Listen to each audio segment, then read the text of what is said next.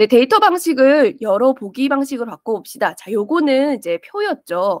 네, 표인데 이거를 시간표 형태로 이제 자주 사용하는 게 보드 방식이었습니다. 그래서 학원에서는 보드 방식 그 출석부나 아니면은 어떤 분류 방식이나 요거를 보드 방식으로 많이 사용을 하시는 편이고요.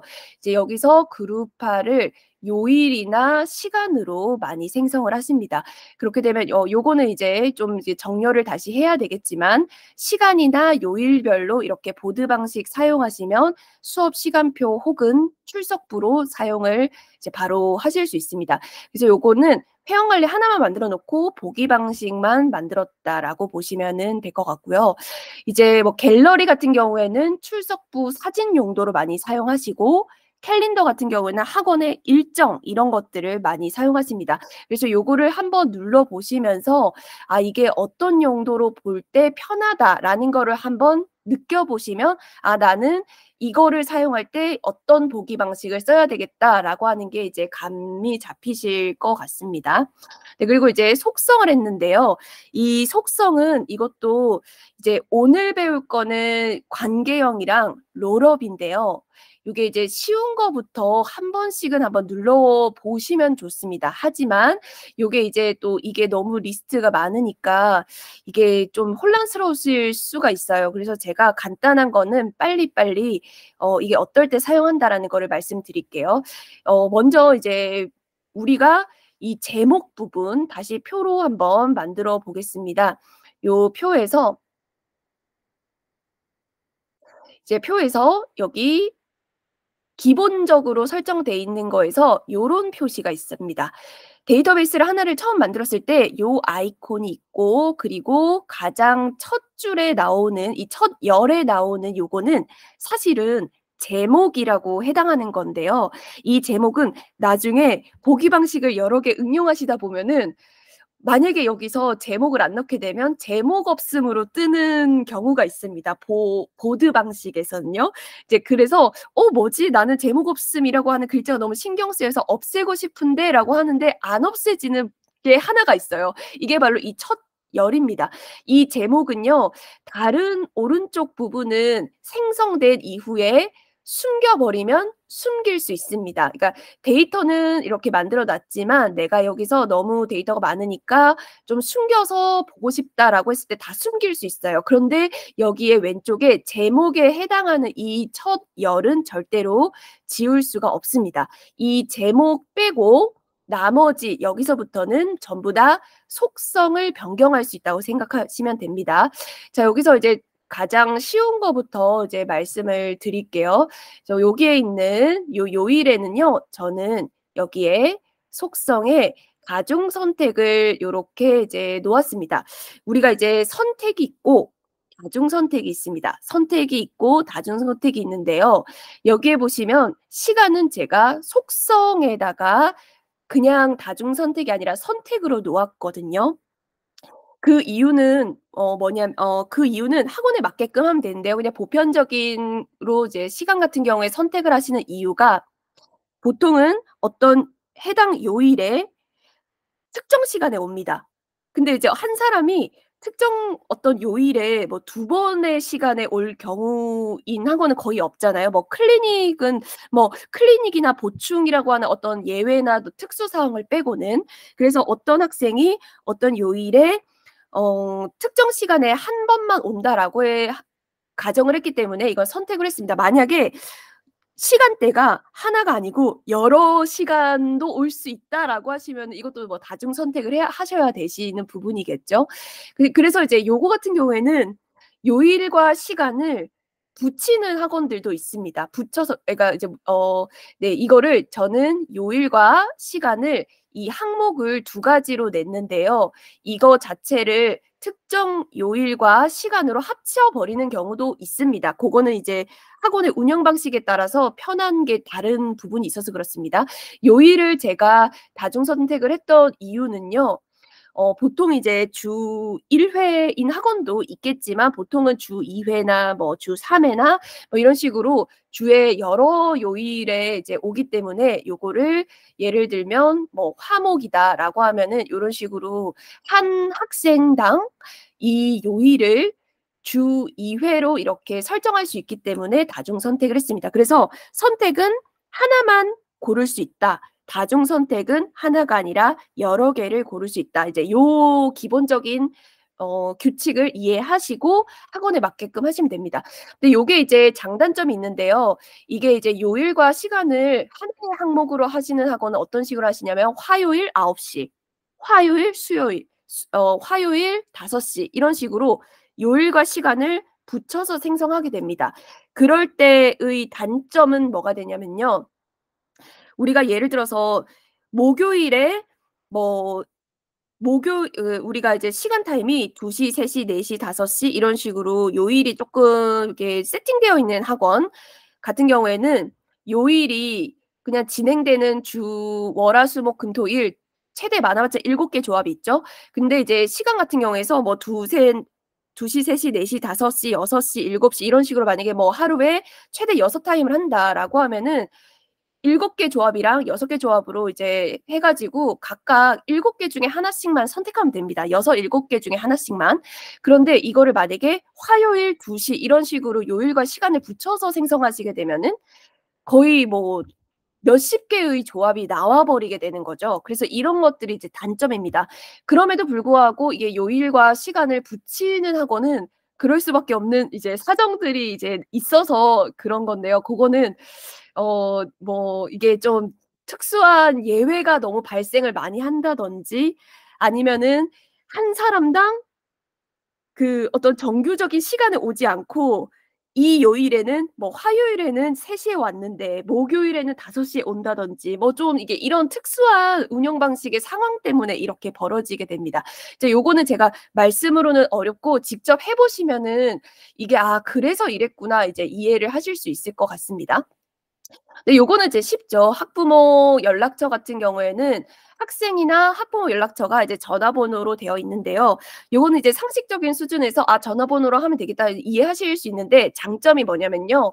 노션 같은 경우에는 이제 컴퓨터나 노트북 말고도 핸드폰 그리고 이제 아이패드 이런 걸로 이제 다양한 그 기계에서 사용할 수 있고 앱이 따로 있으니까요. 이제 1인 학원이나 아니면은 이제 행정실장님 같은 경우에는 지각을 하면은 전화를 걸어야 되는데 이제 일일이 이제 뭐 엑셀이나 아니면은 이런 전화번호를 가지고 유선 전화로 이렇게 번호를 치면은 전화를 빨리빨리 걸 수가 없잖아요. 근데 이제 이렇게 전화번호 설정되어 있는 요 부분으로 해 놓으면요. 여기 보시면 이제 밑줄 그어져 있죠. 이제 눌러 볼게요. 눌러 보면 이거는 이제 컴퓨터여 가지고 뭔가 이제 뭔가를 열어야 되는데 연결이 안 되게끔 되어 있습니다. 그런데 이거를 핸드폰의 노션 앱에서 이 학부모 연락처 이 밑줄 쳐진 거를 클릭 한번 하시게 되면요. 이제 제가 아이폰으로는 테스트 안 해 봤는데 안드로이드 같은 경우에는 바로 전화 앱으로 연결이 되게끔 되어 있습니다.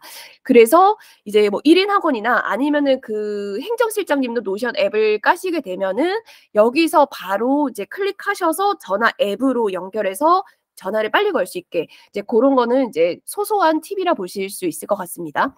네 그리고 이제 뭐 생년 같은 경우에는요. 요거는 이제 날짜라고 하는 부분으로 속성이 이제 들어 있습니다. 그래서 보통 날짜를 하실 때는요.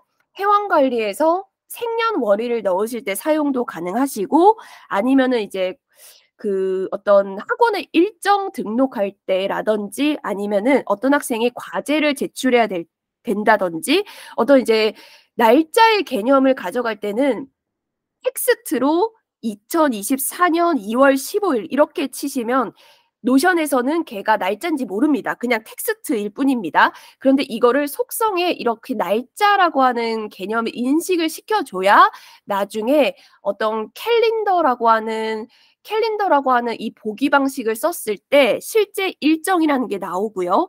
그리고 이제 상담도 날짜라는 속성으로 상담 일자를 넣어 줘야 뭐 리마인더 기능을 쓸 수 있다든지 어떤 우리가 날짜에 대한 기능을 쓰고 싶을 때는 속성을 텍스트로 하시면 안 되고 날짜 속성을 적어 주셔야 이 노션은 '아 이게 날짜구나.'라고 이해합니다. 제가 이제 생년을요 여러 가지 방식이 있는데 그냥 이 학년 자체를 우리가 알고 싶은 거는 보통 학년이나 나이거든요. 그래서 이제 여기서 학년을 치시는 경우도 있어요. 여기서 이제 학년을 선택으로 하시고 여기서 1 학년, 초 2 학년, 초 3 학년, 중 1 학년 이런 식으로 하시는 분들도 계십니다. 그거는 이제 좀 소규모 학원 내가 굳이 이제 나이 뭐 학년에 대해서 자동 계산이 안 돼도 별로 상관이 없다. 나는 이제 웬만하면 이 학생이 몇 학년인지 조금 기억을 하고 있다라고 하시는 학원 이게 편하실 수 있습니다. 왜냐하면 바로바로 선택할 수 있으니까요.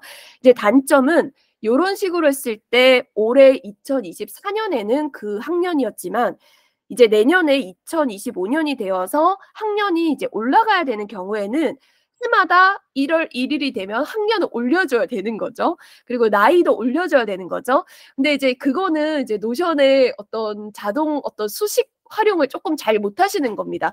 그래서 이제 요거를 자동으로 수식 활용을 좀 잘하시는 분들은요 오히려 생년을 적습니다. 이거는 이제 생년은 마동석 학생이 뭐 이렇게 16년도 1월 1일에 이제 태어났는데 예시입니다. 이제 요거는 변함이 없는 값이잖아요. 그래서 마동석 학생은 이 학생이 태어난 날짜는 변함이 없어요. 그래서 이제 입학을 했을 때 딱 한 번만 지정을 해 주면은 내년에 계속 다니고 내후년에 다녀도 나이나 학년은 한 학년씩 올려주기만 하면 됩니다. 근데 저는 이제 예시로 일단 나이만 요렇게 한번 만들어 봤는데 이제 요거는 학년으로도 바뀔 수 있거든요. 그래서 제가 이거를 이제 보통은 그 유치부를 같이 하시는 분들은 나이가 편하시다고 얘기하시고 중고등을 많이 하시는 분들은 아무래도 학년이 편하시다라고 하시더라고요. 그리고 이제 유치와 초등을 같이 하시는 분은 둘 다 필요하다. 혹은 미취학은 나이가 필요하고 특히 한국 나이가 필요하고 이제 나이가 헷갈리니까요. 만 나이가 너무 헷갈리니까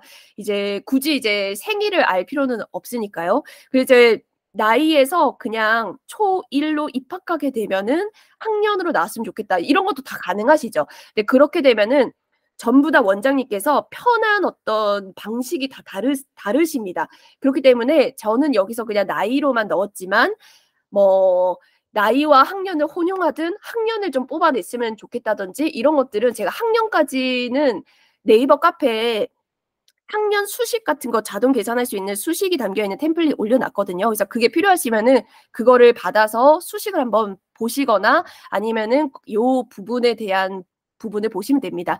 자, 요거는 이제 수식입니다. 그래서 데이터베이스에서 가장 어려운 게 수식, 관계형, 롤업인데 수식은 이제 오늘 1시간 동안 다 설명하기에도 모자랍니다. 그냥 이제 필요한 부분, 학원에서 필요한 부분을 몇 개 정해져 있기 때문에 그거를 다른 분들이 수식 만들어 놓은 거를 그대로 그냥 복사해서 그냥 붙여 놓으시는 게 가장 빠르실 거예요. 요거는 이제 수식 같은 경우에는 사실 이제 하다 보면은 엑셀의 함수를 이미 좀 공부를 마스터하신 분들이 이해가 빠르시고 좀 이제 if문이라고 해가지고 코딩을 한번 해보신 분들이 수식의 그 배움이 빠르시기 때문에 안 그러시면 좀 많이 어려우세요. 그래서 요거는 그냥 다른 분들이 해놓은 거 그대로 좀 이렇게 가져다가 쓰시는 게 좋습니다. 이것도 이제 이거 if문을 썼는데 그냥 그렇구나 이게 이런 게 수식이구나 하고 넘어가시는 게 좀 이해가 빠르실 것 같습니다.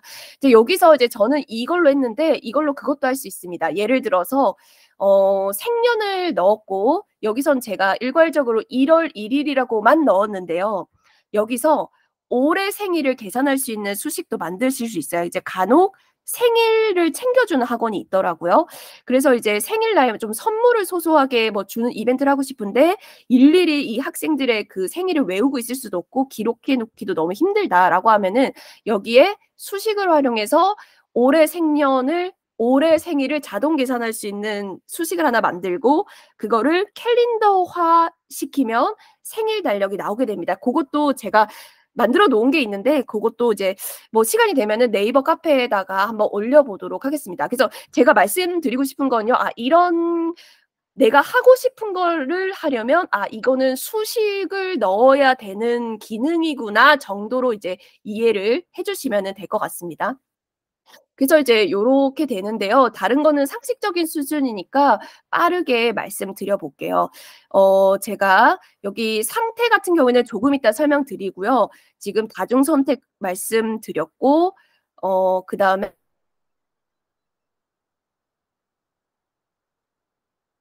텍스트는 뭐 수납 비고, 차량 비고, 어떤 비고, 메모, 기록할 때 쓰는 란이죠.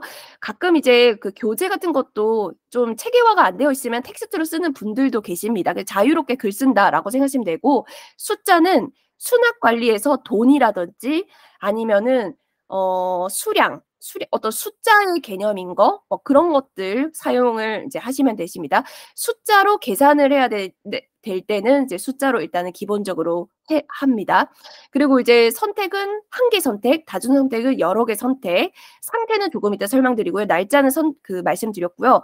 사람 같은 경우에는 강사님들이랑 협업으로 공동 작업을 하실 때가 있습니다.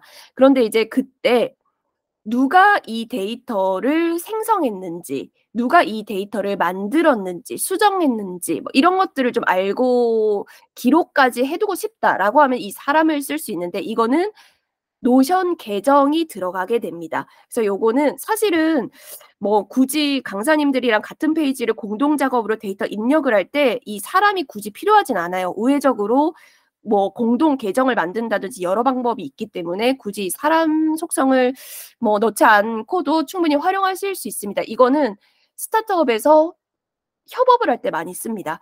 파일과 미디어는요, 사진 넣으실 수 있고, 그러니까 이거는 데이터베이스 안에 들어가는 건데요. 이 데이터베이스 안에 요 항목, 10항목에도 사진을 넣으실 수 있습니다.